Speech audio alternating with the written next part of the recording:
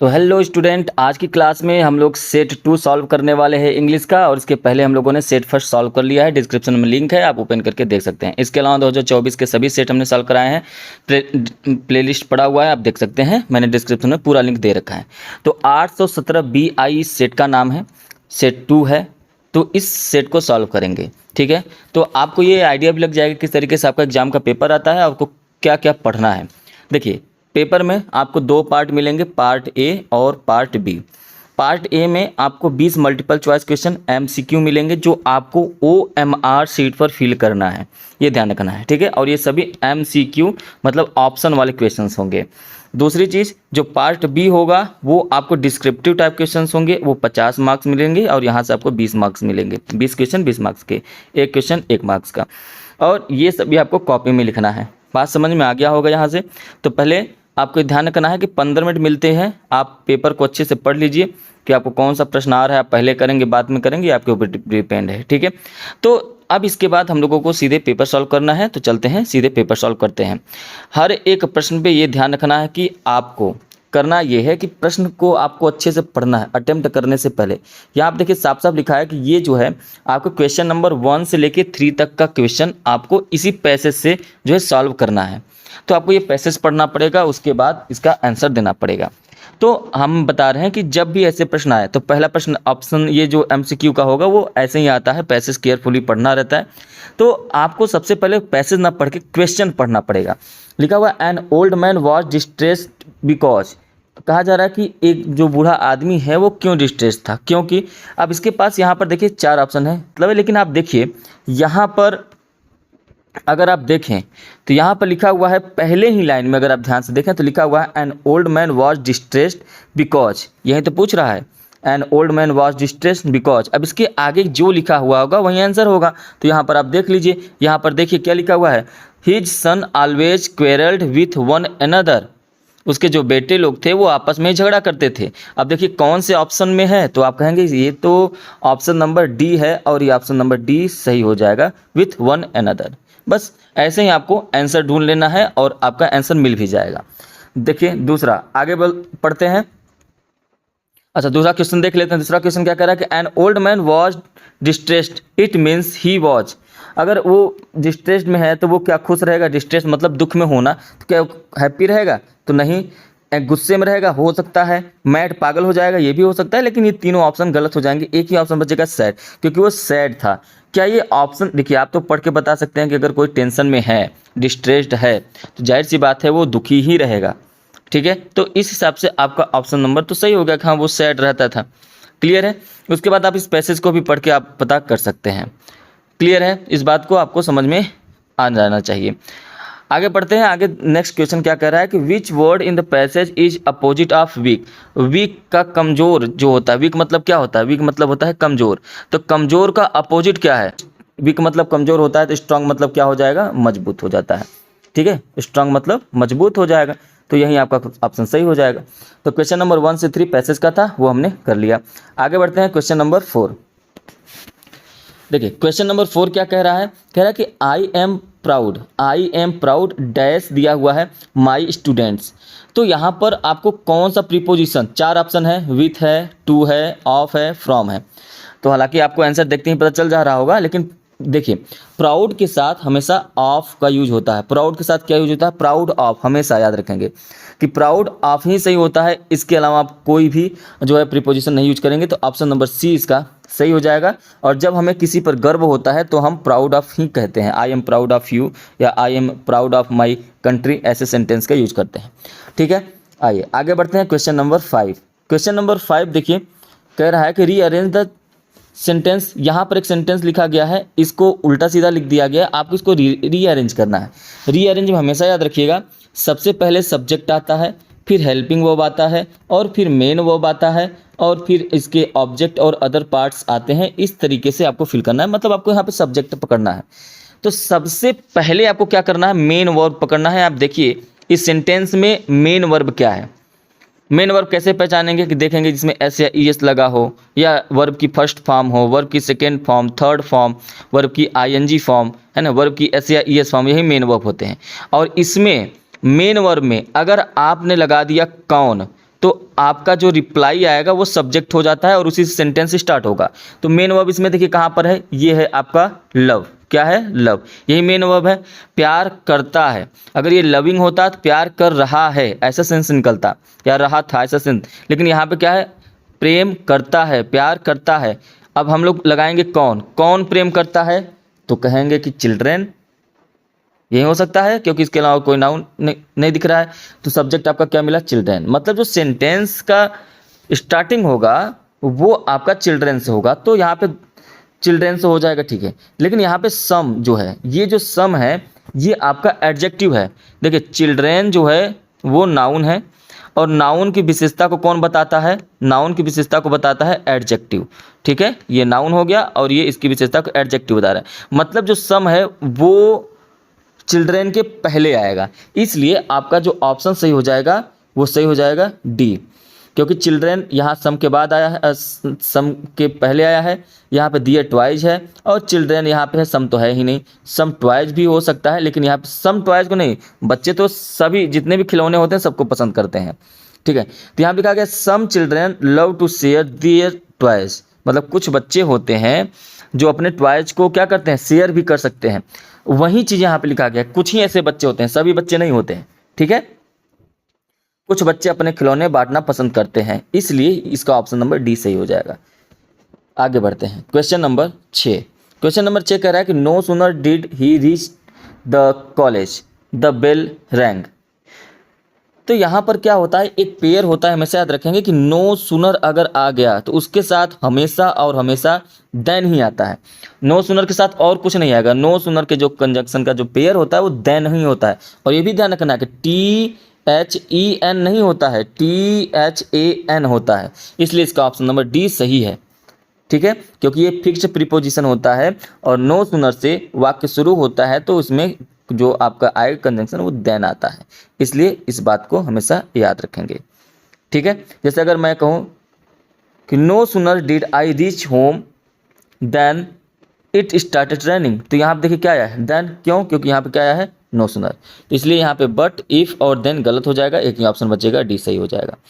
अगला प्रश्न देखिए, which of the following words is miss spelled. आपके पास यहाँ पे 4 ऑप्शन दिया गया है, इसमें से कौन सा मिस स्पेल्ड है ये आपको बताना है।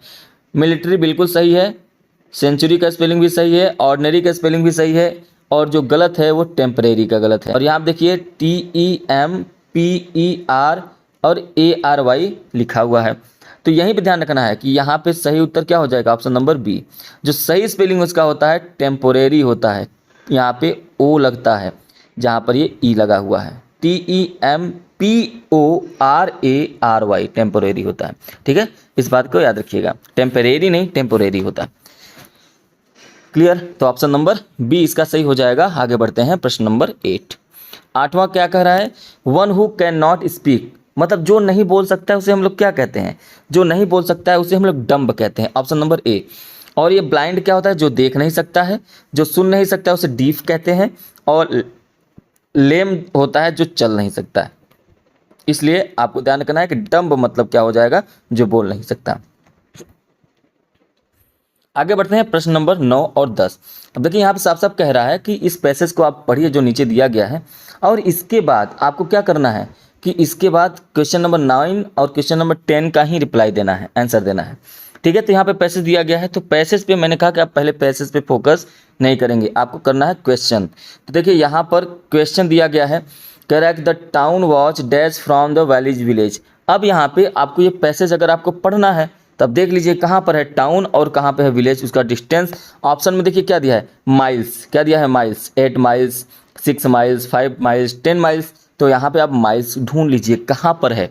तो अगर आप ढूंढेंगे तो यहाँ पे लिखा हुआ है the town was 6 miles from her village, बस आंसर मिल गया, पूरा पैसेज पढ़ने की जरूरत नहीं है। तो 6 माइल्स ऑप्शन नंबर बी सही हो जाएगा। आगे बढ़ेंगे, the fair of the bus watch 1 वे। तो यहाँ पर देखिए 30 पैसे, 20 पैसे, 40 पैसे, 50 पैसे। तो यहाँ पर ढूंढिए इस ऑप्शन में कहाँ पर है, इसमें द फेयर वॉज 30 पैसेज, ये रहा। तो 30 पैसेज आपका क्या हो जाएगा, आंसर हो जाएगा। देखिए बहुत ही आसान होता है जो पैसेज के क्वेश्चन होते हैं, इसलिए आपका ऑप्शन नंबर ए सही हो जाएगा। आगे बढ़ते हैं, प्रश्न नंबर 11 से 13 के लिए। अब 11 से 13 के लिए क्या इंस्ट्रक्शन दे रहा है, choose the correct option to answer the following questions. आपको यहाँ पे जो क्वेश्चन दिए गए हैं करेक्ट ऑप्शन देखिए, कह रहा है कि democracy elections were held in south Africa in dash and Nelson Mandela become the first black president of a new nation. आपसे पूछ रहा है कि नेल्सन मंडेला ने अफ्रीका में जो अपार्थिड के खिलाफ संघर्ष किया वो कब किया, तो आप कहेंगे कि ऑप्शन नंबर डी 1994 में उन्होंने किया था। दक्षिण अफ्रीका में पहली बार लोकतांत्रिक चुनाव हुए और उसी साल 1994 में मंडेला जो है देश के पहले ब्लैक प्रेसिडेंट अश्वेत राष्ट्रपति बनते हैं, इसलिए 1994 आपका ऑप्शन सही हो जाएगा। ये आपको याद रहना चाहिए, ठीक है, अगर आप लिटरेचर अच्छे से पढ़े हैं। अगला प्रश्न, वाली वाज कितने साल की वली थी, तो आप कहेंगे कि वली जो है, देखिए ये जो वली चैप्टर है ये है madam rides the bus, madam rides the bus. इसमें वली केवल कितने साल की थी, 10 साल की लड़की थी जो बस में सफ़र करने निकल देती है और उसे सफ़र करने का बहुत ही ज़्यादा शौक था। तो कितने साल की है, 10 साल की, ऑप्शन नंबर बी सही हो जाएगा। आगे बढ़ते हैं, और अब क्या है, the poem was about a mother duck and, क्या है, देखिए कक्षा 10 की कविताओं में एक कविता है अ टेल ऑफ टू बर्ड्स, क्या है, अ टेल ऑफ टू बर्ड्स, या इसी तरीके की बाल कविताओं में अक्सर मदर डक और फादर स्वैन का उल्लेख होता है। और यह कविता बताती है कि बच्चे किस तरीके से माता और पिता दोनों के साथ रहते हैं। तो यहाँ पर ये ध्यान रखना है, तो ऑप्शन जो हो जाएगा वो फादर हो जाएगा। तो जो मदर होती है वो डक को इंडिकेट करता है और जो फादर होता है वो स्वान को करता है, इसलिए आपको समझना पड़ेगा। आगे बढ़ते हैं प्रश्न नंबर 14 और 15 के लिए।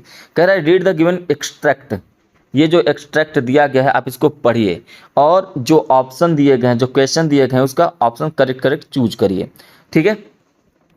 तो अब यहाँ पर देखिए, आप इसको पढ़ना चाहें तो पढ़ लीजिए, नहीं पढ़ना चाहते हैं, अगर आपको पोएम लर्न है, आपको पता चल ही जाएगा कौन से चैप्टर से है, तो आप सीधे पहले क्वेश्चंस पे आइए। क्वेश्चन पे आप आएंगे, लिखा हुआ some people say that world will be end in, कुछ लोग कहते हैं कि वर्ल्ड कब समाप्त हो जाएगा। तो ये जो कहानी है ये फायर एंड आइस से लिया गया, ये जो पोयम है फायर एंड आइस में, उसमें लिखा है कि कुछ लोग मानते हैं कि संसार फायर में समाप्त हो जाएगा और कुछ लोग मानते हैं कि बर्फ से समाप्त हो जाएगा।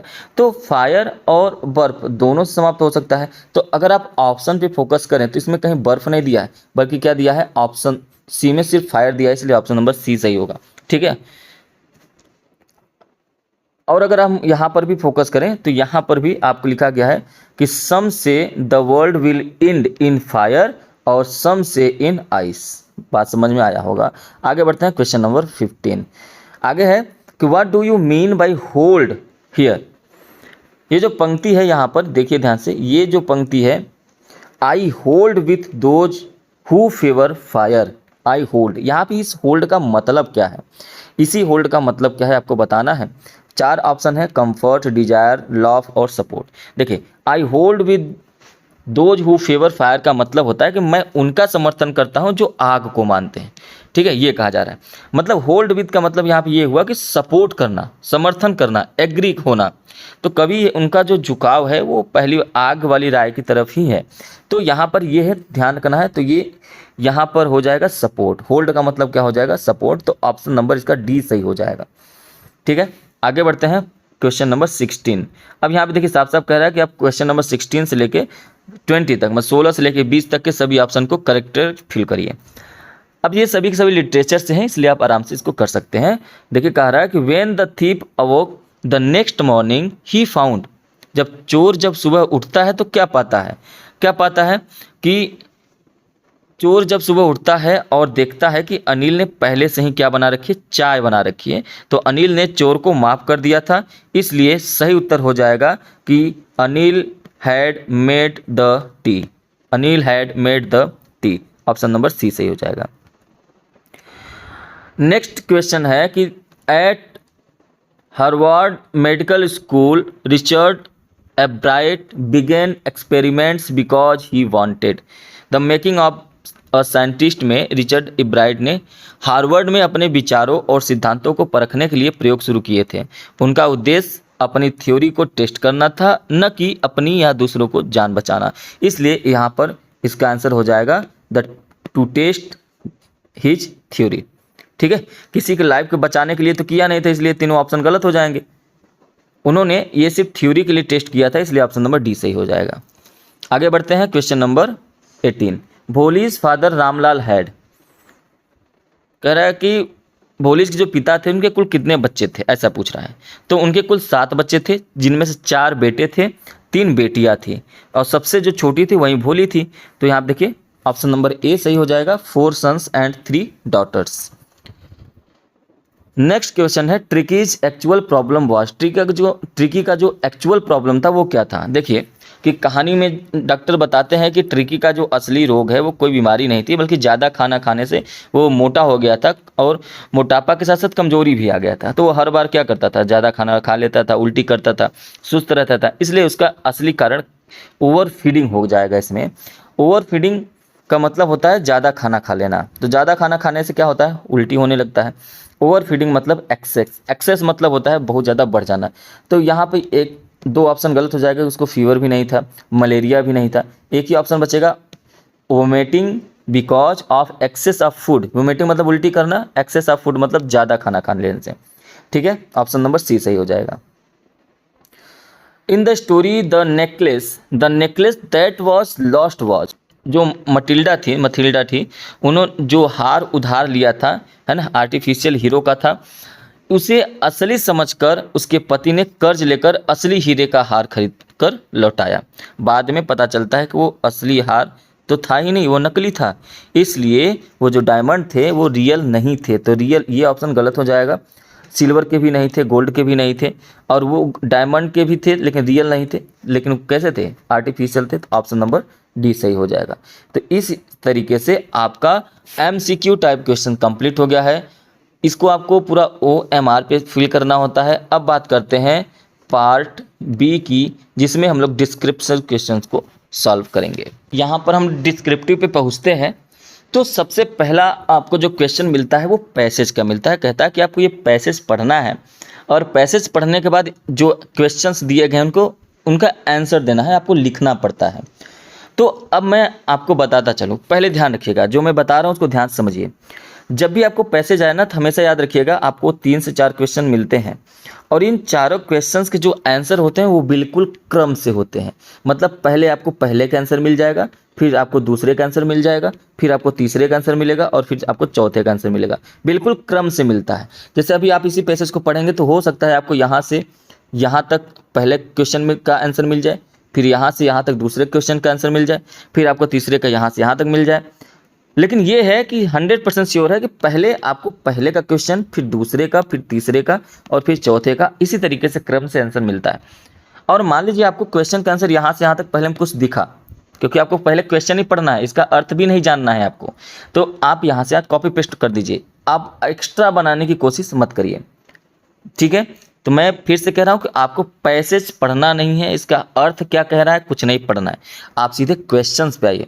ठीक है, मैंने क्वेश्चन का आंसर बिल्कुल ग्रामेटिकली और सटीक लिखा हुआ है। अगर आपको लग रहा है कि आप भी ऐसे लिख सकते हैं तो बिल्कुल अच्छी बात है, आप स्टोरी को पढ़ लीजिए, आपके पास टाइम है तो उसके अकॉर्डिंग आंसर लिखिए। लेकिन ये ध्यान रखिए कि जैसे आप एग्जाम में हैं तो आपके पास टाइम कम रहता है, जैसे मैं बता रहा हूँ आप वैसे ही लिखिए। ठीक है, देखिए जैसे पहले क्वेश्चन क्या कहा कि why did the poor women go to the Buddha. अब आपको पैसेज में वर्ड क्या ढूंढना है, the poor women go to the Buddha, इतना आपको ढूंढना है। आपको यहाँ पे पैसेज में देखिए क्या ढूंढेंगे, पुअर वुमेन, ये देखिए केम टू द बुद्धा मिला, मतलब आपका जो आंसर है यही है। तो जो पहले का जो आपको आंसर मिला, आप देखिए वंस हटा दीजिए, है ना, वंस क्योंकि आंसर में अच्छा नहीं लगेगा। लिखिए a poor woman came to the Buddha to ask him whether he could give her any medicine to restore her dead child to life. आप देख रहे हैं कितनी आसानी से आपने पहले का आंसर दे दिया, कितनी आसानी से। ठीक है, तो इस तरीके से आप यहाँ पे पहले का आंसर देने में सफल हो गए। दूसरे का आंसर इसके जस्ट बाद ही मिलेगा। देखिए दूसरा क्वेश्चन भी देख लेते हैं। दूसरा क्वेश्चन क्या कह रहा है कि what did the Buddha ask the women to do. अब आपको ढूंढना है कि बुद्धा ने क्या पूछा वुमेन से। अब यहाँ पर देखिए आगे पढ़ते हैं, द होली मैन, ये जो होली मैन है, जो पवित्र आदमी है, यही बुद्धा ही है। तो दूसरे का आंसर है ये किसका आंसर है, दूसरे का आंसर है। The holy man told her, उनसे कहा कि that there was only one medicine which could revive her son. ठीक है, आगे भी आपको लिखना है तो लिख सकते हैं, he bade her bring a handful of mustard seed from a house where death had never visited. देख रहे हैं, ये आपका दूसरे का आंसर हो गया। वहां पर आपने पहले का आंसर दिया, अब ये आपका दूसरे का आंसर हो गया। अब इसके बाद कहाँ पर है, आगे बढ़ते हैं। जैसे ही आप आगे बढ़ेंगे तो अब आपके पास तीसरे का आंसर कह रहा है कि what were the sad replies that people gave her. अब यहाँ पे आपको क्या ढूंढना है, the sad replies that people gave her. यहाँ पर आपको ये वर्ड ढूंढ लेना है आपको क्वेश्चन में, ठीक है। अब यहाँ पे क्वेश्चन में आपको वो वर्ड ढूंढना है, चलिए ढूंढ लेते हैं। तो यहाँ पर जैसे ही आप आगे देखिए, जैसे ही the sorrowful mother went from the door to door seeking mustard seed but, अब यहाँ पर आपको नहीं मिला, यहाँ पर मिला she met with sad replies, मिल गया, ठीक है, से मिल गया सैड रिप्लाईज। यहीं से आपका क्या हो जाएगा, तीसरे का आंसर। तो यहाँ पर लिखिए सैड रिप्लाईज वन सैड, क्या I have lost my husband, another said our youngest child died last year. किसी ने कहा, क्या किसी ने कहा कि उसके हस्बैंड पिछले साल डेथ हो गया उनका, और फिर अनदर सेट दूसरा कहता है कि our youngest child died last year. देख रहे हैं, ये आपका तीसरे का आंसर हो गया। तो 3 आंसर आपको मिल गया। देखिए मैंने जैसे बताया था क्रम से मिलेगा, वैसे ही क्रम से मिला हुआ है।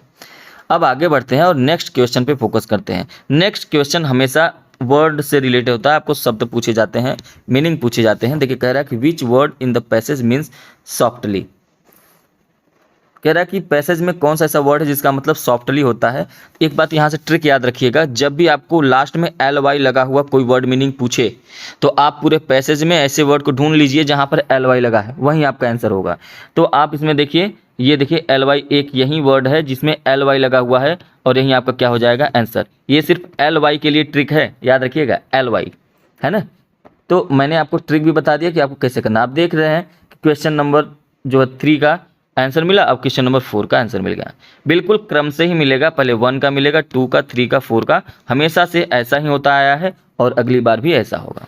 तो उम्मीद है कि आपको ये समझ में आ गया होगा। देखिए अब ये पोयम, ये जो यहाँ पे पैसेज लिखा गया, इसका अर्थ क्या है मैं आपको बता दूं कि एक बार एक गरीब महिला होती है जो बुद्ध के पास जाती है और उससे पूछने आए कि उसका बेटा मर गया होता है, तो पूछता है कि उसके जो मृत बच्चे हैं उसको जीवित करने का कोई औषधि दे सकते हैं क्या।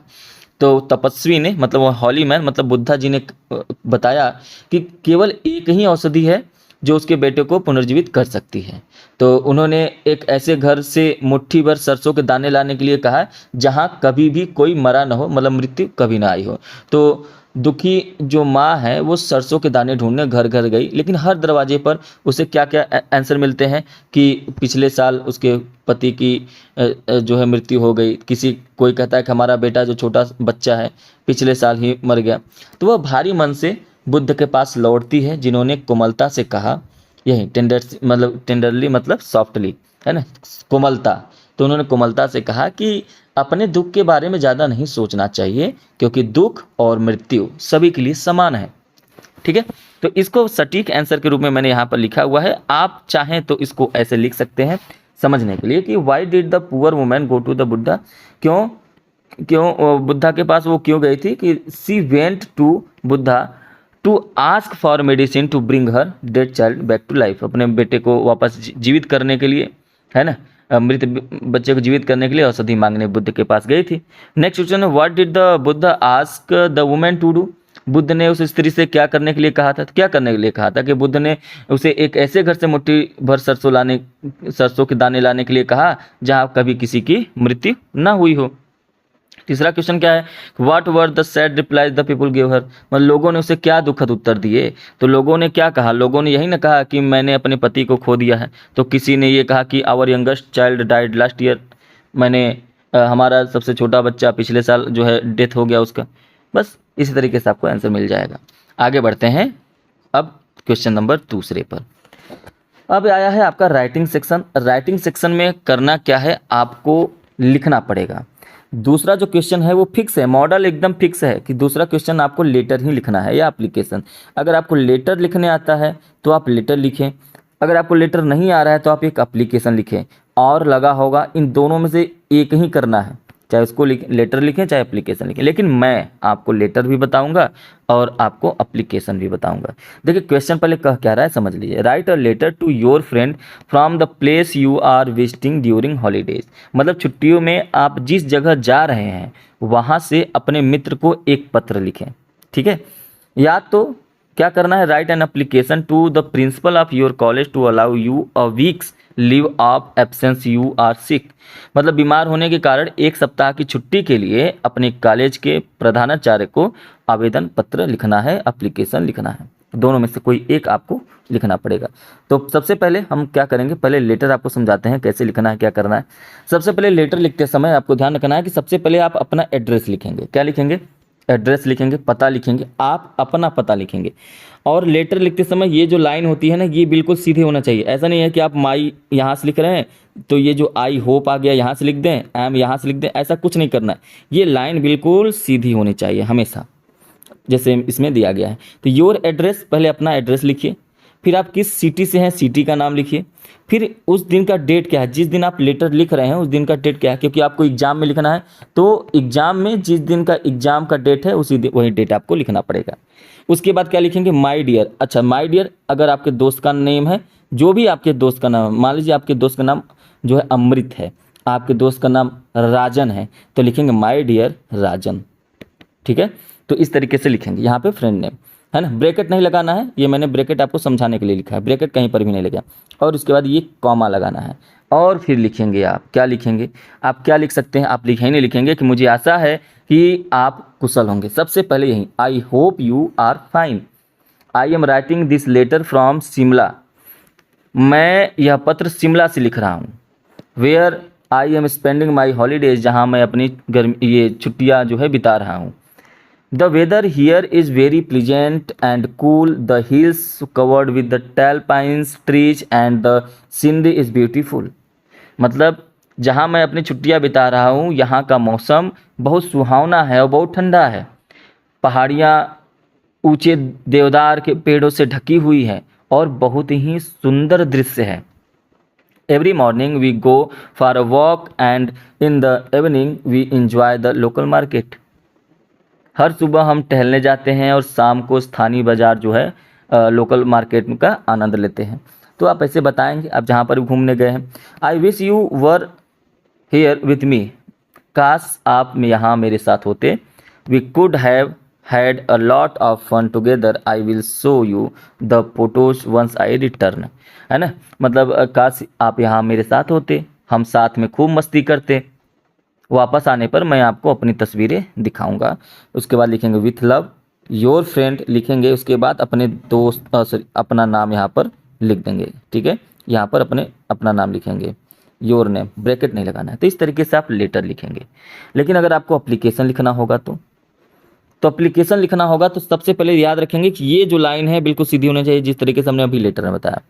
ब्रैकेट जहाँ जहाँ पर मैंने लगा हुआ ब्रैकेट आपको नहीं लगाना है, बस वहीं लिखना है। जैसे यहाँ पहले आप लिखेंगे टू, उसके बाद लिखेंगे द प्रिंसिपल, क्योंकि आप प्रिंसिपल को लिख रहे हैं। The principal, name of your college, अपने कॉलेज का नाम लिख दीजिए। सिटी नेम, आप अपने सिटी का नेम लिख दीजिए। डेट, जिस दिन आप पेपर लिख रहे हैं उस दिन का डेट लिख दीजिए। अब आपका सब्जेक्ट क्या है, आपके सब्जेक्ट कहाँ पर मिलेगा, आपका सब्जेक्ट आपके क्वेश्चन में मिलेगा, है ना, क्वेश्चन में मिलेगा। देखिए यहाँ पर ध्यान से, ये क्या लिखा है, एप्लीकेशन टू, ये क्या लिखा है, the principal of your college to allow क्या, a week's leave of absence as you are sick, यही तो आपका सब्जेक्ट है। आप इसको अपने लैंग्वेज में टर्न करके या डिटो कॉपी पेस्ट कर दीजिए, आपका सब्जेक्ट बन जाएगा। Application for a week's leave of absence, है ना, सप्ताह की अनुपस्थिति, आप एक सप्ताह के लिए नहीं आएंगे तो उसके लिए। रिस्पेक्टेड सर या मैडम दोनों लिखना है, क्योंकि अगर आपको पता है कि आपके जो हैं ये जो प्रिंसिपल हैं वो सर हैं तो ठीक है, अच्छी बात है, आप सर लिख दीजिए। आपके प्रिंसिपल मैडम है तो मैडम लिख दीजिए। लेकिन आपको नहीं पता है तो आप सर या मैडम दोनों लिखेंगे ऑफ लिख करके, और कॉमा देना जरूरी कंपलसरी है। अब देखिए, आप छुट्टी लेने जा रहे हैं तो क्या कहेंगे, आप यही नहीं कहेंगे कि मैं इस क्लास में पढ़ता हूँ, मैं आपके, पहले आप ये बताइए कि मैं आपके स्कूल में पढ़ता हूँ, कक्षा 5 का छात्र हूँ या कक्षा 10 का छात्र हूँ, है ना। 2 दिन से बुखार आ रहा है तो डॉक्टर ने कहा कि कुछ दिनों तक तुम बहुत आराम करो, ये नहीं लिखोगे। और क्या लिखना है, तो बस इतना ही लिखना है और फिर लास्ट में बोल दे कृपया मुझे जो है इतने तारीख से इतने तारीख तक एक सप्ताह का अवकाश प्रदान करें। बस इतना ही लेटर एप्लीकेशन लिखना होता है। तो लिखेंगे क्या कि I am a student of class 10th। आप अगर 10th के हैं, सेक्शन बी के हैं तो बी लिख दीजिए इस तरीके से। बात समझ में आया?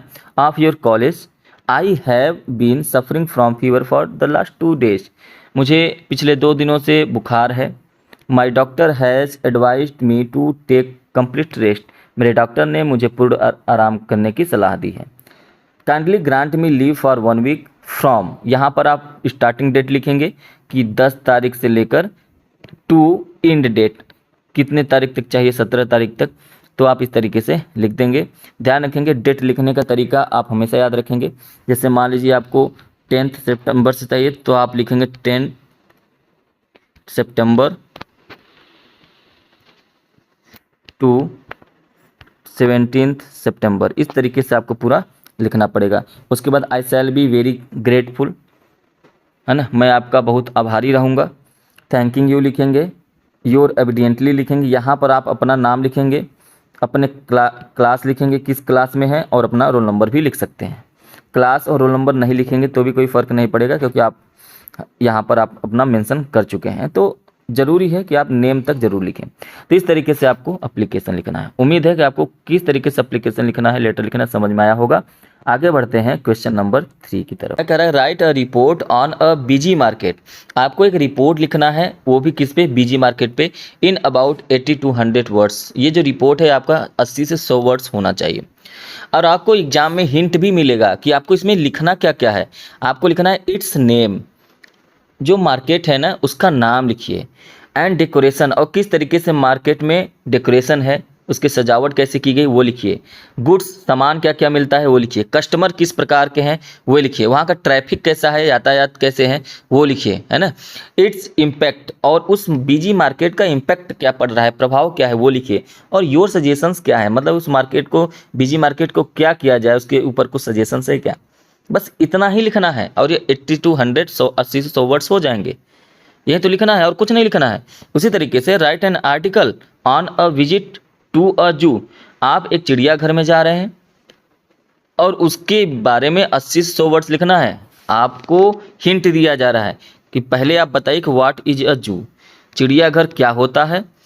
प्लेस और लोकेशन, मतलब वो कहाँ पर है, उसका वो कौन सा प्लेस है, क्या लोकेशन है। वेयर द जू इज, जहाँ पर चिड़ियाघर स्थित है। एनिमल कौन कौन से हैं, कौन कौन से बर्ड्स हैं। रेप्टाइल्स कौन कौन से हैं, रेप्टाइल्स मतलब स्नैक्स जैसे सांप ओप होते हैं वो, उनको कहा जा रहा है। और लास्ट में आप क्या कंक्लूजन निकाले हैं, क्या निष्कर्ष निकाले हैं घूमने पर। तो आपको अगर रिपोर्ट लिखना है तो बिजी मार्केट पे इस हिंट का सहारा लेके लिखिए। अगर आपको ये नहीं लिखना है तो आप एक आर्टिकल लिखिए इन हिंट्स का सहारा लेके। दोनों में से कोई एक ही लिखना है, चाहे आप रिपोर्ट लिखिए चाहे और एक लेटर लिखिए, ठीक है। लेकिन यहाँ पर आप आए हैं तो मैं आपको लेटर भी लिखना बताऊंगा और आपको आर्टिकल लिखना भी बताऊंगा। लेकिन ध्यान रखेंगे ये बिजी मार्केट और अ विजिट टू अ जू, इन्हीं हिंट्स के बेस्ड पर आपको लिखना है। चलिए सबसे पहले रिपोर्ट और बिजी मार्केट पर 80 से 100 वर्ड लिखते हैं। तो यहाँ पर लिखा गया कि last Sunday I visit Chandni market, है ना। पिछले रविवार को मैं अपने शहर के चांदनी बाजार गया, चांदनी मार्केट गया। तो आप अपने सिटी के विषय में बता रहे हैं कि उस मार्केट का नाम क्या है, चांदनी मार्केट। ऐसे आपने नाम लिख दिया, कोई भी नाम लिख सकते हैं, कोई जो आपका मार्केट हो वो लिख सकते हैं। It was beautifully decorated with colourful lights and banners, मतलब वहाँ पर रंग बिरंगी रोशनियों से और बैनरों से खूबसूरती से सजाया गया था। Shops were full of clothes, vegetables, fruits, toys and electronic goods. जो दुकानें थे वो कपड़ों की दुकान था, वहाँ पे सब्जियों का दुकान था, फलों की दुकान थे, खिलौने की दुकान थे, इलेक्ट्रॉनिक सामान के सब दुकान थे, वहाँ पे इतने सारे शॉप्स थे। Customers were bargaining and buying. अब देखिए कस्टमर के बारे में पूछा तो कस्टमर के बारे में लिख रहे हैं कि कस्टमर वर बार्गेनिंग, कस्टमर बार्गेनिंग कर रहे थे, मतलब छूट करवा रहे थे कि मोल भाव कर रहे थे। और बाइंग डिफरेंट आइटम, और अलग अलग सामान खरीद रहे थे। अब आपको ट्रैफिक लिखना है। The traffic on the roads was very heavy and there was a lot of noise and dust. जो ट्रैफिक था वो बहुत ही ज़्यादा भरा हुआ था काफ़ी शोर था, बहुत ज़्यादा भीड़ थी। हालांकि बाजार में जो भीड़ थी, देखिए यहाँ पर देखिए, although the market was crowded, it was also lively and full of energy. In my opinion, अब यहाँ पे कंक्लूजन लिखना है। यहाँ तक क्या कहा गया कि जो सड़क पर जो ट्रैफिक थी वो बहुत ही ज़्यादा था, काफ़ी शोर हो रहा था, बहुत ज़्यादा भीड़ लगी थी। हालांकि बाजार में भीड़ थी, फिर भी यहाँ पे लोग बहुत ही ऊर्जावान या एनर्जी से भरे हुए दिखाई दे रहे थे। अब यहाँ पे कंक्लूजन, वो पूछा था ना कंक्लूजन क्या है, तो in my opinion proper parking areas and more policemen for traffic control should be arranged to make the market safer and more convenient. यहाँ पे ये कहा जा रहा है कि मेरी राय में बाजार को सुरक्षित और अधिक सुविधाजनक बनाने के लिए उचित पार्किंग क्षेत्र और यातायात नियंत्रण के लिए अधिक पुलिसकर्मियों की व्यवस्था की जानी चाहिए। ज़्यादा पुलिसकर्मी रहेंगे तो भीड़ को कंट्रोल करेंगे, और पार्किंग व्यवस्था अच्छे से रहेगी तो जो है जाम नहीं लगेगा। इस तरीके से आप एक बीजी मार्केट के रिपोर्ट लिख सकते हैं, या तो फिर अगर आपको रिपोर्ट नहीं लिखने का मन है तो आप आर्टिकल लिख दीजिए। और विजिट टू अ जू, आप चिड़ियाघर कभी गए ही होंगे, उसी के विषय में लिख दीजिए। तो क्या क्या क्वेश्चन पूछा था, एक पूछा था कि चिड़ियाघर क्या है, फिर पूछा था, तो अब पहले बताएंगे चिड़ियाघर क्या है, फिर बताएंगे कि वह स्थान कहाँ पर है ना। देखिए मैंने स्थान बता रखा है, फिर कौन कौन से पशु आपने देखे, कौन कौन से बर्ड्स आपने देखे, कौन कौन से रेप्टाइल्स आपने देखे। देखिए इस तरीके से क्वेश्चन है। फिर उसके बाद क्या कंक्लूजन निकला, आप उसके बाद कंक्लूजन यहाँ पे लिखेंगे, बताएंगे। चलिए इसको ध्यान से पढ़ लेते हैं क्या है। A zoo is a place where animals and birds are kept safely for public viewing. चिड़ियाघर वह जगह है जहां पर जानवरों और पक्षियों को सार्वजनिक दर्शन के लिए सुरक्षित रखा जाता है। Last month I visited the Nehru zoological park in the Hyderabad. पिछले महीने मैंने हैदराबाद के नेहरू प्राणी उद्यान का, नेहरू जूलॉजिकल पार्क का जो विजिट किया, घूमा। इट इज़ अ लार्ज जू with beautiful gardens and clean pathways. यहाँ एक बड़ा सा चिड़ियाघर है यह, और इसमें बहुत सारे जो सुंदर बगीचे हैं, गार्डन है, और रास्ते जो हैं बिल्कुल क्लीन है। पाथवे मतलब रास्ता। आई सा लायंस, मैंने क्या क्या देखा, lions, tigers, elephants, deers, bears, है ना। डियर मतलब क्या होता है, डियर मतलब, और बियर्स मतलब क्या होता है, भालू होता है। तो क्या क्या देखा उसने, लायंस देखा, शेर देखा, टाइगर्स देखा, बाघ देखा, एलिफेंट हाथी, और डियर हिरन, बियर्स जो है भालू, और कलरफुल बर्ड्स एंड रेप्टाइल्स, और बहुत सारे उन्होंने रंग बिरंगे पक्षी देखे, सांप देखे, मगरमच्छ देखे, ये सारी चीज़ें उन्होंने देखा। Crocodiles. Each animal had a separate enclosure resembling it's natural habitat. प्रत्येक जानवर के लिए उसके प्राकृतिक आवाज़ जैसा अलग अलग बाड़ा बनाया गया था। द विजिट वॉज बहुत इंजॉयबल एंड एजुकेशनल। जू हेल्प अस लर्न अबाउट, अब यहाँ देखिए कंक्लूजन आपको बताया जा रहा है कि zoo help us learn about animals and also protect endangered species. Everyone should visit a zoo to understand wild life better. यहाँ पे ये बताया जा रहा है कि यह भ्रमण बहुत ही ज़्यादा आनंददायक था और शिक्षाप्रद भी था। चिड़ियाघर में हमें जानवरों के बारे में जानने और जो लुप्त हो चुके हैं वो जो प्रजातियां हैं उनकी रक्षा करने में मदद किया जाता है। ठीक है। Everyone should visit a zoo to understand wild life better. सभी लोगों को जानवरों को समझने के लिए चिड़ियाघर जरूर जाना चाहिए। आगे बढ़ते हैं प्रश्न नंबर अब 4। तो प्रश्न नंबर 2 और 3 कंप्लीट हो गया। प्रश्न नंबर 4 देखिए। प्रश्न नंबर 4 में कह रहा है rewrite into indirect speech. आपको क्वेश्चन क्या दे रखा है, क्वेश्चन है my friend said to me please lend me your book today.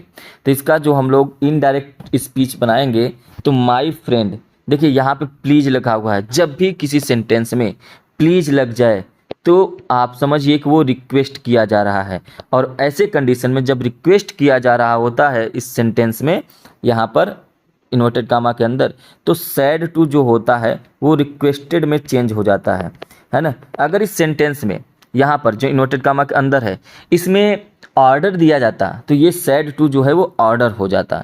ठीक है। तो ये डिपेंड करता है कि जब भी इंपरेटिव सेंटेंस होता है जो सेंस कह रहा होता है उसी के अकॉर्डिंग सैड टू चेंज होता है। इसलिए पहले लिखा हुआ माई फ्रेंड और सैड टू को चेंज कर दिया गया रिक्वेस्टेड, और क्या है मी हो गया। कामा इन्वर्टेड कामा को हटाकर हमेशा टू लगाया जाता है, ये ध्यान रखेंगे। दूसरा नियम ये है, कामा इन्वर्टेड कामा को हटाकर आप टू लगाएंगे, इसलिए यहाँ पे इसको हटाकर क्या लगा दिया गया, टू लगा दिया गया। प्लीज, प्लीज हो गया, सर हो गया, मैडम हो गया, है ना। ये जो वर्ड्स काइंडली हो गया, ये सब वर्ड्स जो अगर किसी सेंटेंस में आ गए हैं इंपेरेटिव सेंटेंस में, इनको इनडायरेक्ट लिखते समय हटा दिया जाता है, और हटाने के बाद जो बच गए उनको कॉपी पेस्ट कर दिया जाता है। लैंड लिखा हुआ है तो आपने लैंड लिखा। मी, पर्सन तो हमेशा चेंज होता है, पर्सन ये कौन सा फर्स्ट पर्सन है, फर्स्ट पर्सन सब्जेक्ट के अनुसार चेंज हो जाता है। सब्जेक्ट क्या है, माई फ्रेंड है, इसलिए मी की जगह पे क्या हो गया, हिम हो गया। योर, ये भी आपका सेकेंड पर्सन है, सेकेंड पर्सन ऑब्जेक्ट के अनुसार चेंज होता है और मी के अकॉर्डिंग चेंज हो जाएगा, तो माई हो गया। बाकी क्या लिखा हुआ है, बुक, टुडे, बुक हो गया। टुडे को हमेशा किस में चेंज किया जाता है, टुडे चेंज हो जाता है दैट डे, ये हो गया दैट डे, और ये कंप्लीट हो गया। इस तरीके से आपका इनडायरेक्ट स्पीच तैयार हो। अगर आपको डायरेक्ट से इनडायरेक्ट चेंज नहीं करने आता है तो मैंने जो है डिस्क्रिप्शन में एक लिंक दे रखा है, आप उस पर क्लिक करके डायरेक्ट इनडायरेक्ट सीख सकते हैं। बहुत ही कम समय में और पूरा ट्रिक के माध्यम से मैंने सिखा रखा है, आप उसको देखकर सीख सकते हैं। ठीक है, चलिए आगे बढ़ते हैं। और यहाँ पर देखिए, ये क्वेश्चन नंबर 4 का ही बी, ये ए था, अब ये बी में क्या कह रहा है कि पैसिव वॉइस में चेंज करिए। कह रहा है सी helped me.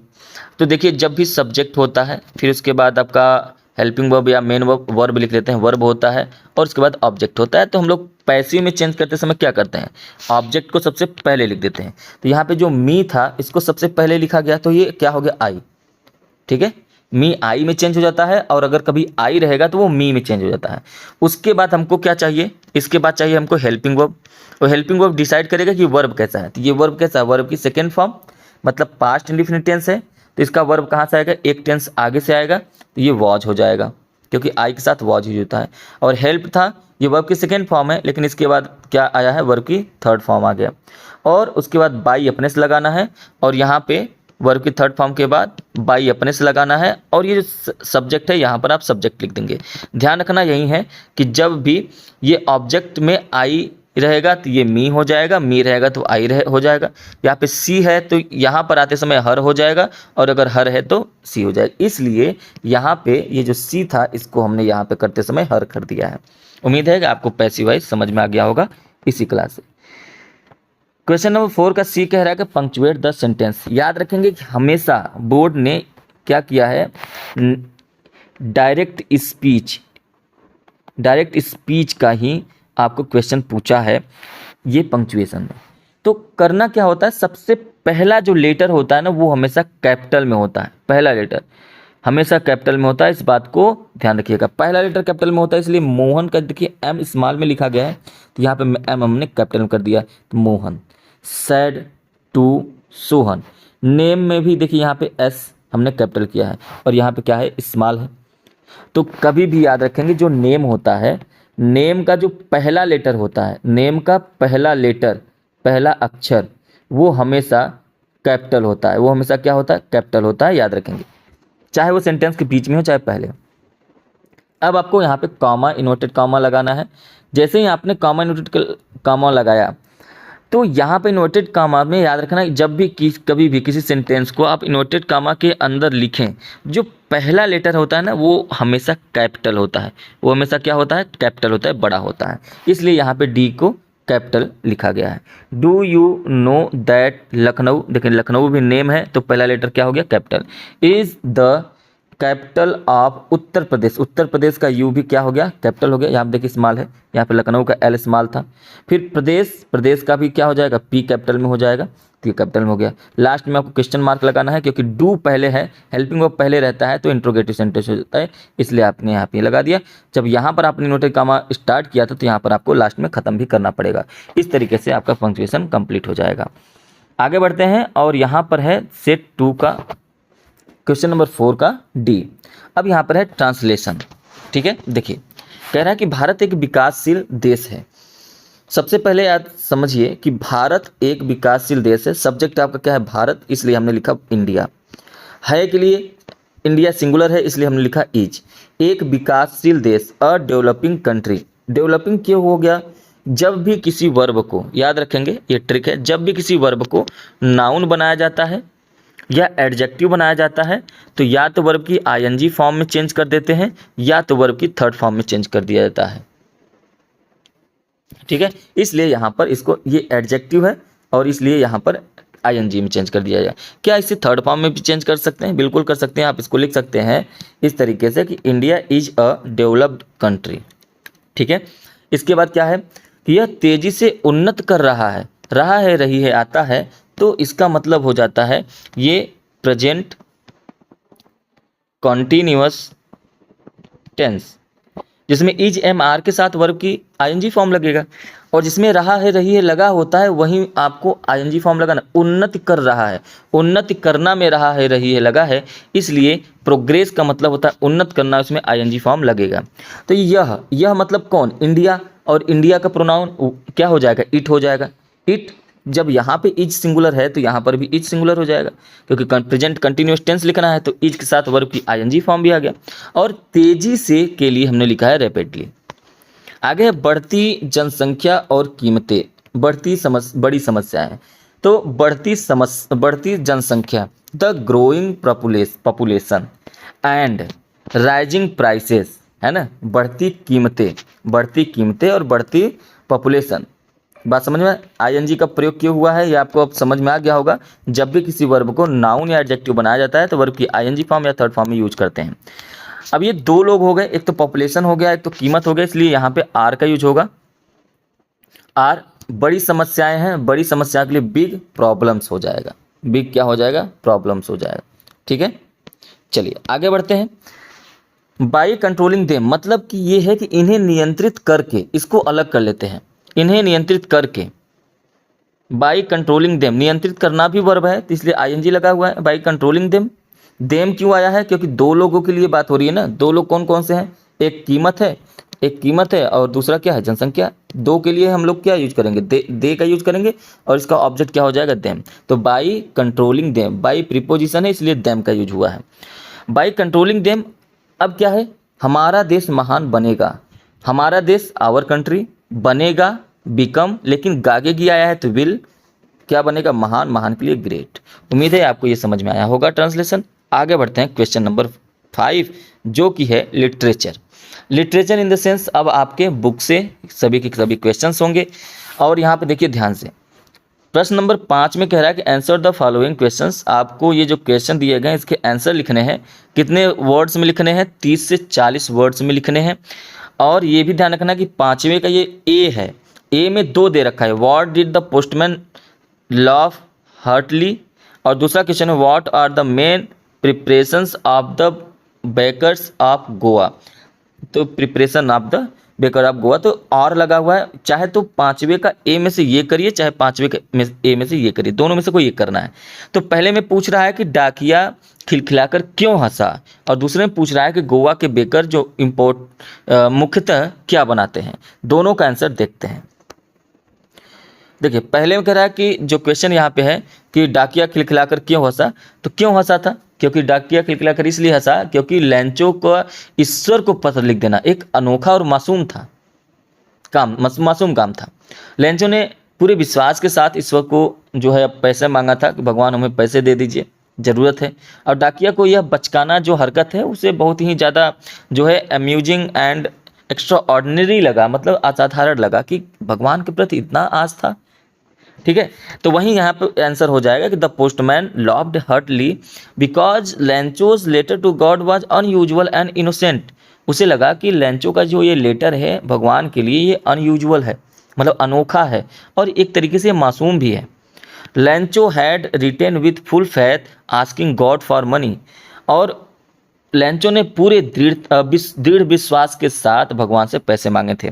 The postman found this child like believe, मतलब उसे लगा कि ये तो जो बच्चों जैसा बचकाना जो है भगवान के ऊपर विश्वास है, बचकाना विश्वास है, अम्यूजिंग एंड एक्स्ट्रा ऑर्डिनरी, जो कॉमेडी टाइप का भी है, मनोरंजक भी है और असाधारण भी लगा। तो ये सिंपल सा आंसर है।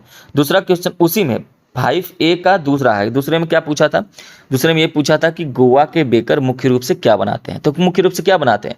गोवा के बेकर जो है मीठी रोटी बनाते हैं, है ना। स्वीट ब्रेड बनाते हैं जिसे हम लोग बोल कहते हैं। केक, बिस्कुट और अन्य मिठाइयाँ बनाते हैं। वे शादियों में, क्रिसमस में और अन्य त्योहारों पर अलग अलग प्रकार के व्यंजन बनाते हैं, है ना। उनकी जो भट्टियाँ होती हैं वो त्योहारों के दौरान रोटियाँ बनाने में व्यस्त रहती है। यही सब लिखना है।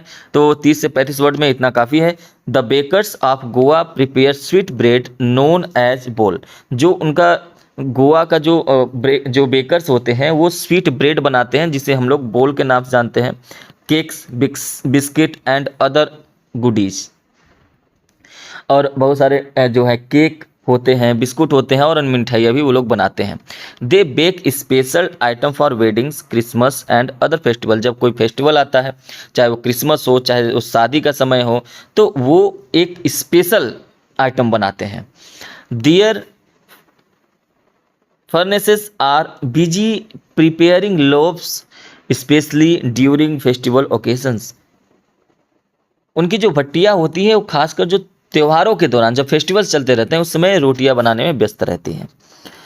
फिर उसी क्वेश्चन नंबर 5 का बी है। देखिए अभी आपने ए में 2 देखा था, दोनों का आंसर मैंने आपको बताया। तो ये बी है, बी में 2 क्वेश्चन पूछे गए हैं, इन दोनों में से कोई एक करना है। तो 5 नंबर क्वेश्चन देखिए कैसे है। 5 में आपको ए और बी 2 क्वेश्चन बस करने हैं, लेकिन इसमें आपको 2 क्वेश्चन दिए गए हैं, ठीक है। दोनों में से कोई एक ही करना है। इसमें भी आपको दोनों में से बी में 2 क्वेश्चन दिए गए, दोनों में से कोई एक ही करना है, ठीक है। ये बात आपको समझ में आई होगी। चलिए अब यहाँ पे देखिए, इसमें कह रहा है कि what was the Lencho's remark for the post office employees. मतलब डाकघर के जो कर्मचारियों के लिए लेंचो की क्या टिप्पणी थी, वहीं अभी आपको पता चलेगा। What did the Valli do after she got into the bus. Bus में चढ़ने के बाद वली ने क्या किया। चलिए दोनों का आंसर मैं बता रहा हूँ, लेकिन आपको एग्जाम में एक ही करना है। देखिए जितने भी सेट में क्वेश्चन मैं पूरा करवा रहा हूँ, लेकिन एग्जाम में आपको जैसे एक करना है तो आपको एक ही करना है ना। तो बी का जो पहला वाला क्वेश्चन था कि लेंचो जो है वो डाक के कर्मचारियों के लिए लेंचो ने क्या टिप्पणी की थी। क्या टिप्पणी की थी। Lencho believed the post office employees were dishonest. Lencho को लगता था या मानना था कि डाकघर के जो कर्मचारी हैं, पोस्ट ऑफिस के जो कर्मचारी हो बेईमान हैं। When he received only 70 pesos instead of 100 he thought they had taken remaining money, है ना। जब वो भगवान से तो 100 रुपया मांगा था, 100 सेंट मांगा था, पेसोज मांगा था, लेकिन उसे 70 पेसोज ही आते हैं, क्योंकि डाकघर कर्मचारी उतना इकट्ठा ही कर पाते हैं। जब उसको 70 पेसोज मिलते हैं तो उसे लगता है कि उन्होंने वो चुरा लिया है। He called them a bunch of crooks. ये याद रखिएगा, bunch of crooks. Bunch of crooks का मतलब क्या होता है, तो कहेंगे बदमाशों का झुंड। क्या होता है, बदमाशों का झुंड, ठीक है, bunch of crooks. Doubting their honesty, और उनके ईमानदारी पर भी शक करता है। और दूसरा जो क्वेश्चन है इसी 5B का, वो क्या कह रहा है कि बस में चढ़ने के बाद वल्ली ने क्या किया। तो after getting into the bus Valli refused help from the others, paid her fare confidently and seated herself on a front seat to observe everything clearly. Bus में चढ़ने के बाद वल्ली ने पहले दूसरों की मदद लेने से इनकार कर दिया। वो उसका मानना था कि मैं किसी से मदद नहीं लूँगी, और अपने अंदर क्या रखा, कॉन्फिडेंट रखा, है ना। आत्मविश्वास से अपना जो है किराया भी दिया उसने, 10 साल की तो थी ही, और सब कुछ साफ साफ देखने के लिए उसे, क्योंकि उसे सफ़र करना बहुत अच्छा लगता था, इसलिए वो सबसे आगे जाके बैठ जाती है, क्योंकि उसे सब कुछ साफ साफ दिखाई दे, everything clearly. She enjoyed looking at the scenery outside with great excitement. वह बाहर के नज़ारे को बड़े उत्साह से, एक्साइटमेंट के साथ देखने का आनंद ले रही थी। बस इतना ही लिखेंगे, आपका आंसर कंप्लीट हो जाएगा। अब बात करते हैं question number 6। Answer any one following 60 words. अब आपको जो आंसर देना है वो 60 वर्ड्स में देना है। यहाँ पे 6 में याद रखना, एनी वन एक ही क्वेश्चन करना, चाहे आप ए करेंगे चाहे आप बी करेंगे, दोनों में से एक। तो यहाँ पे कह रहा है कि how did the bus conductor receive Valli. Bus conductor ने वल्ली का स्वागत कैसे किया। What does the writer say about Coorg and it's people. लेखक कुर्ग और उसके लोगों के विषय में क्या कहता है। चलिए दोनों का आंसर हम देखेंगे, लेकिन एग्जाम में आपको एक ही करना है, इस बात का ध्यान रखेंगे। पहले इस क्वेश्चन का आंसर हम लोग जानेंगे कि बस कंडक्टर ने वल्ली का स्वागत कैसे किया। The bus conductor received Valli in a friendly and playful manner. जो बस कंडक्टर था वल्ली का स्वागत बड़े ही फ्रेंडली तरीके से चंचल अंदाज में करता है। Seeing her seriousness and maturity he jokingly called her madam, है ना। जब उसे इतनी सीरियसनेस देखती है कि हाँ देखता है कंडक्टर कि ये बहुत ज़्यादा सीरियसनेस बना रही है, अपने आप को मेच्योरिटी बनाने की कोशिश कर रही है, परिपक्वता दिखाने की कोशिश कर रही है, तो उसे जो होता है मजाकिया तरीके से, मजाक में उसे मैडम कहता है ना। And extended his hand to help her aboard, और अपना हाथ जो है उसे की ओर बढ़ाता है कि वो बस में अच्छे से चढ़ जाए। ही ट्रीटेड हर काइंडली, उसके साथ वो बहुत ही दयालुतापूर्ण जो है बिहेव करता है। Issued her a ticket like an adult passenger, है ना। जब उसने मैडम कहा और उसे बस में चढ़ने के लिए हाथ भी बढ़ाया, उसने उसके साथ अच्छा व्यवहार किया, उसे एक जैसे एडल्ट यात्री होते हैं, पैसेंजर होते हैं, उसकी तरह टिकट दिया। और ये सुनिश्चित किया एंड इंश्योर्ड, ये सुनिश्चित किया कि सी felt comfortable during the journey, और यह सुनिश्चित करता है कि वो यात्रा के दौरान वो बहुत ही जो है कंफर्टेबल महसूस करें। बस इतना ही है। आगे क्वेश्चन में कि और what does the writer say about Coorg and it's people. Bus conductor चाहिए हो गया। व्हाट डज द राइटर मतलब कि लेखक जो है कुर्ग और उसके लोगों के बारे में क्या कहता है। लेखक the writer describe Coorg as a beautiful hill station Karnataka rich in coffee plantations evergreen forest and wild life. लेखक कुर्ग को कर्नाटक का एक खूबसूरत हिल स्टेशन बताता है कि कर्नाटक में एक हिल स्टेशन है जिसका नाम कुर्ग है।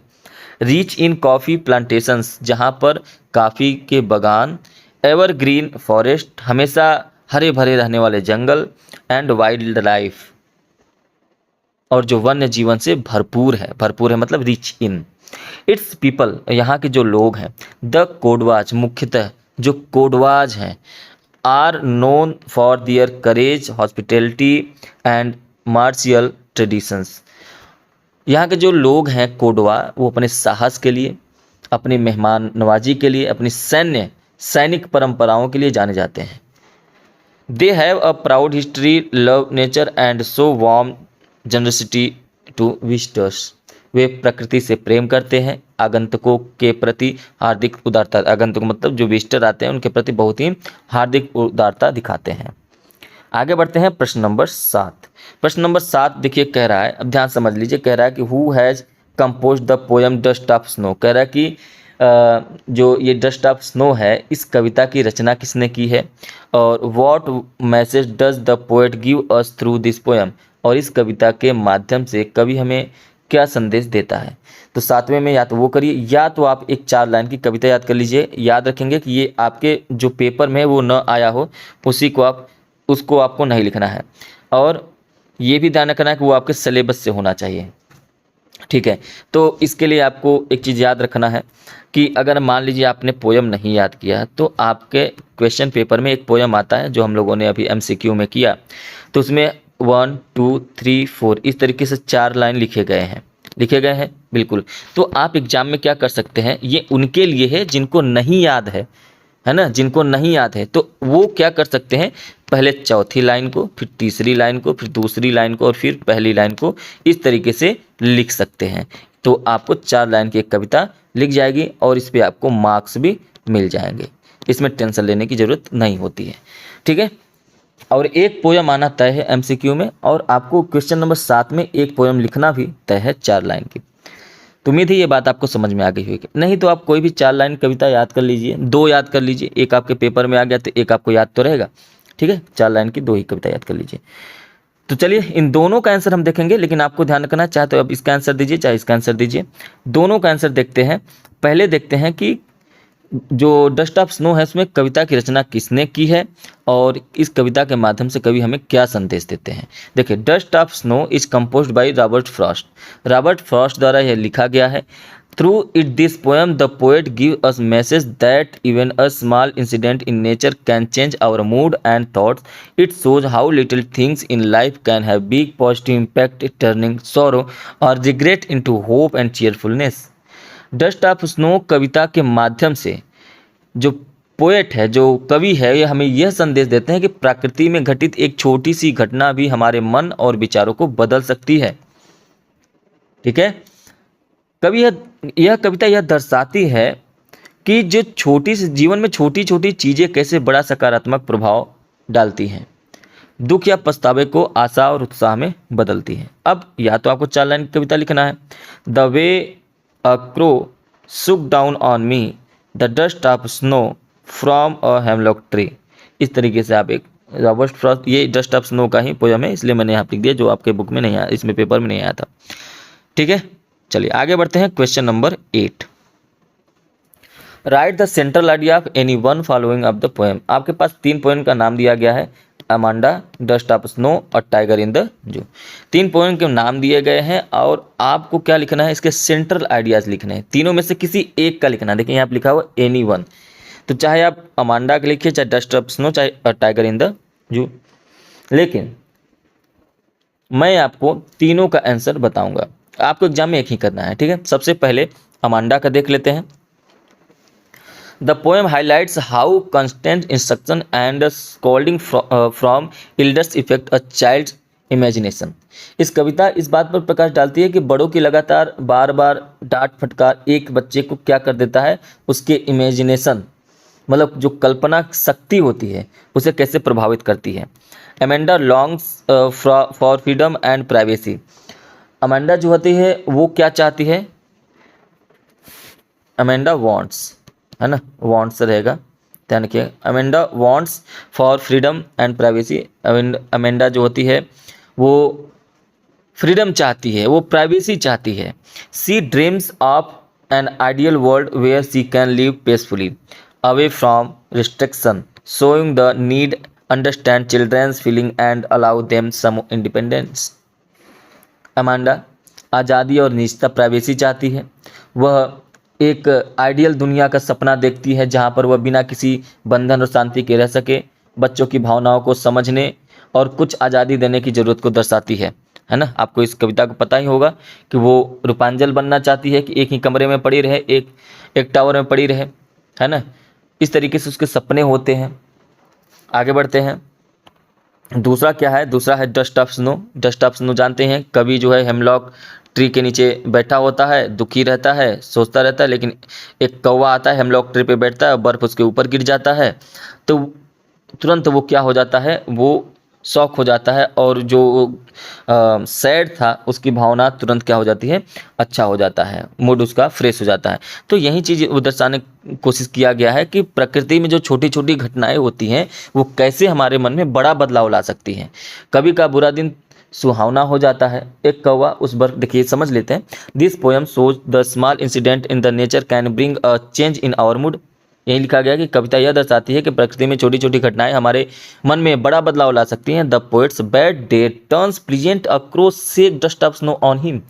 मतलब जो पोएट है उसका जो बुरा दिन था वो सुहाना तब बन जाता है जब एक कौवा उस बर्फ की धूल को झाड़ता है। It teaches us even in little things can spread happiness and positivity changing our outlook, है ना। यह हमें यह सिखाती है कि छोटी छोटी बातें खुशी और सकारात्मक फैला सकती है और हमारा नज़रिया बदल सकती है।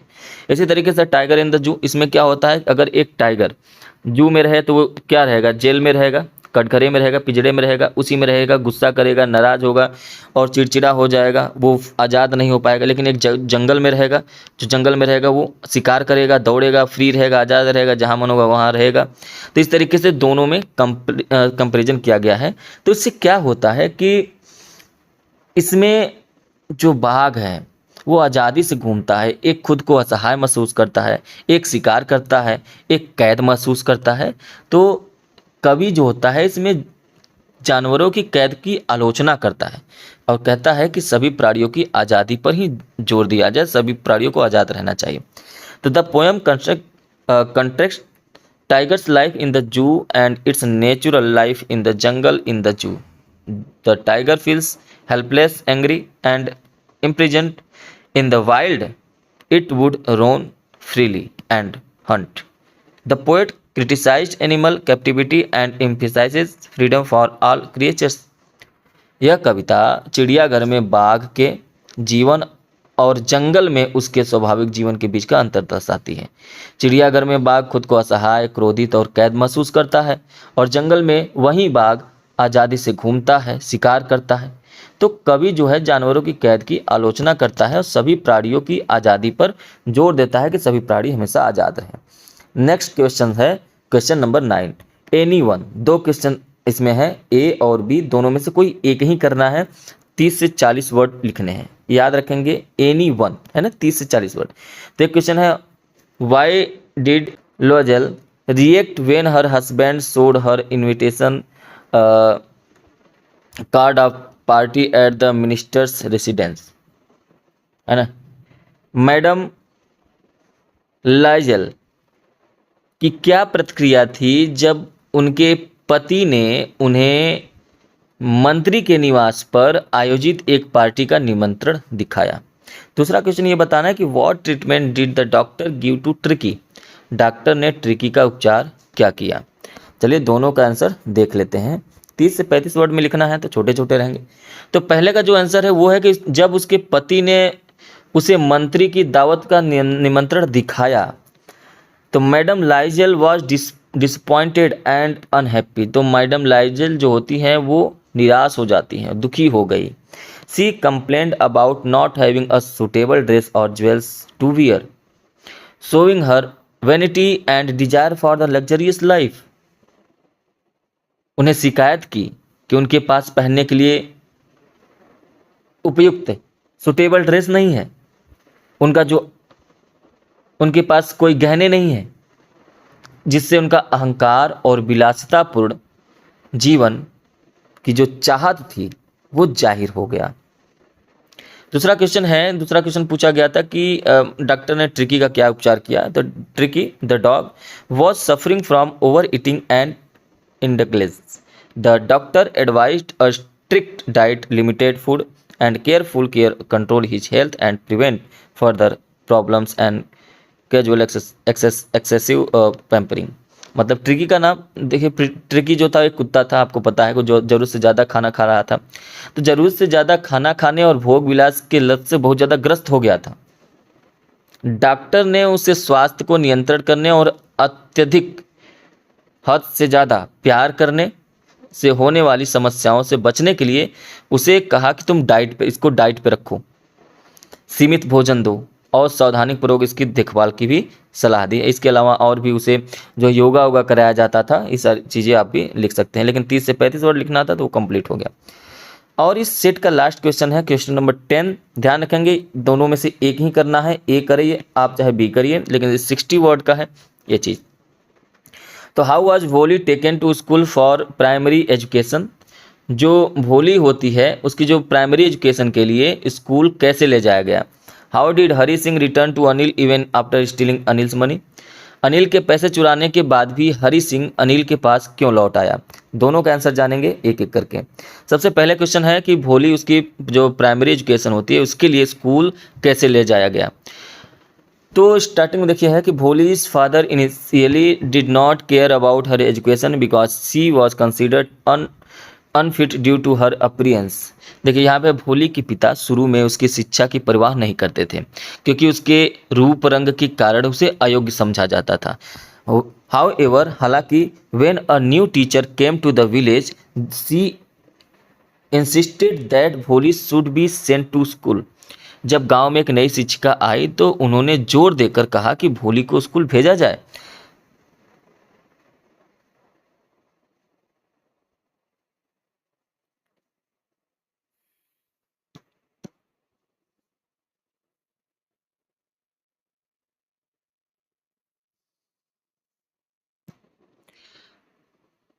Reluctantly, her father agreed and भोली was taken to school। उसके बाद अनिच्छा से, मतलब इनकी कोई इच्छा नहीं थी, अनिच्छा से उसके पिता मान गए और भोली को स्कूल भेज दिया गया, जिससे शिक्षा के माध्यम से उसकी बदलाव शुरुआत हुई। नेक्स्ट क्वेश्चन आपके पास क्या था। नेक्स्ट क्वेश्चन था कि अनिल के पैसे चुराने के बाद भी हरी सिंह वापस क्यों आ गया। क्योंकि हरी सिंह के पैसे चुराने के बाद अनिल वापस लौट आया क्योंकि उसे एहसास हो गया, he realized Anil had shown him kindness and trust, कि अनिल ने उस पर दया और भरोसा दिखाया था। अनिल का उदारता का फायदा उठाने के बावजूद हरि सिंह को अपराध बोध हुआ, उससे लगा कि मैं बहुत बड़ा अपराध कर रहा हूं और उसने अनिल के ईमानदार और देखभाल करने वाले स्वभाव का सम्मान किया। Anil honest and caring nature कि उसकी अंतरात्मा ने उसे वापस लौटने पर मजबूर किया, जिससे पता चला कि नैतिक मूल्यों की चोरी अनिच्छा से ज़्यादा महत्वपूर्ण थे। तो इस तरीके से सेट 2 जो है आपका कंप्लीट हो गया। ठीक है, अब इसके बाद सेट नंबर 3 करेंगे और उसके बाद सेट नंबर 4 करेंगे। इसी तरीके से सेट नंबर 7 कंप्लीट करेंगे। तो उम्मीद है आपको ये जो है सेट समझ में आया होगा। लाइक करें, शेयर करें, चैनल पे पहली बार हैं तो ज़रूर से ज़रूर सब्सक्राइब करें। चलिए मिलेंगे नेक्स्ट क्लास में सेट नंबर 3 के साथ। Thank you, have a nice day.